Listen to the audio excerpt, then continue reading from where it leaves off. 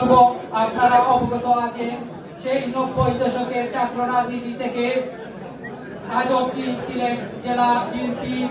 গুরুত্বপূর্ণ দায়িত্ব পালন করে যাচ্ছেন, যিনি আন্দোলন সংগ্রামে বারবার নির্যাতিত হয়ে অনেক জেল জুলুম নির্যাতন সহ্য করে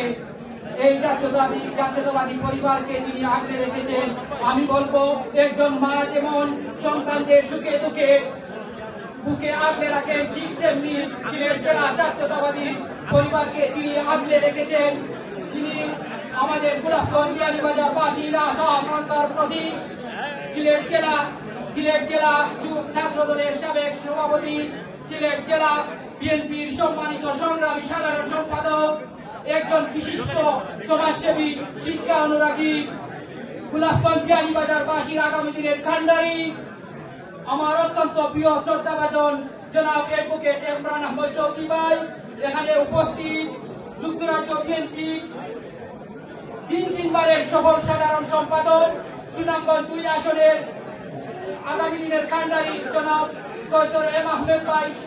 সহ যুক্তরাজ্য বিএনপি সিনিয়র নেতৃবৃন্দ, যুক্তরাজ্য বিএনপির বিভিন্ন অঙ্গ সংগঠন এবং আমার প্রাণপ্রিয় গোলাপগঞ্জ বিয়ানীবাজার বাসী, আসসালামু আলাইকুম ওয়া রাহমাতুল্লাহি ওয়া বারাকাতুহু। সম্মানিত উপস্থিতি, আমি বক্তৃতায় তেমন পারদর্শী নয়, তারপরে আজকে আমাকে দু একটি কথা বলার জন্য আজকের সভার পরিচালক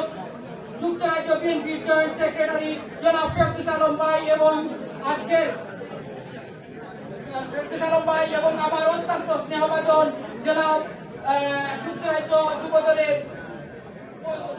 first joint secretary life side Mostafa সহ এখানে আজকের এই সংবর্ধনা অনুষ্ঠানের আয়োজক সকলকে আমি আমার ব্যক্তিগত পক্ষ থেকে এবং বুধবাড়িবাজার ইউনিয়নের পক্ষ থেকে জানাই অনেক অনেক ধন্যবাদ এবং সংগ্রামী অভিনন্দন। সম্মানিত উপস্থিতি, সময় সংক্ষিপ্ত, তাই এখানে অনেক সিনিয়র নেতৃবৃন্দ আছেন, আপনারা ওনাদের কাছ থেকে সুন্দর সুন্দর বক্তব্য শুনবেন। আমি শুধু অ্যাডভোকেট ইমরান আহমদ চৌধুরীর আগামী দিনের পথ চলা যেন শুভ হয়, সুন্দর হয়, সফল হয়, মহান আল্লাহ তাআলা যেন উনাকে আমাদের গোলাপগঞ্জ বিয়ানীবাজার বাসী সেবা করার, এলাকার উন্নয়ন করার তৌফিক দান করেন, এই আশাটুকু ব্যক্ত করে আমি আমার বক্তব্য শেষ করছি। আসসালামু আলাইকুম ওয়া রাহমাতুল্লাহি ওয়া বারাকাতুহু।